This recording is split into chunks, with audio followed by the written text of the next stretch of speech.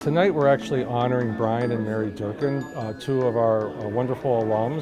Through their vision and their generosity, we were able to establish the Bryan and Mary Durkin Family Finance and Trading Classroom. My first time here at Lewis, walking into the College of Business and seeing the finance lab already here in place, it blew me out the water. You know, I wasn't expecting such a high-tech place for me to go into finance, and it's been incredible. Lewis gave us our foundation, brought us together, but it also gave us our foundation for our success, no question about it.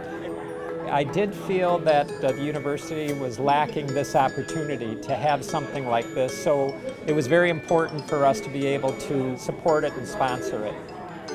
I'm still going back when I'm talking to the students, and I'm that 20 or 18-year-old student who's walking through the hallways with my books. It just brought back a lot of memories, and I'm thinking back on that, and I'm thinking I would have just loved to have that opportunity in my day.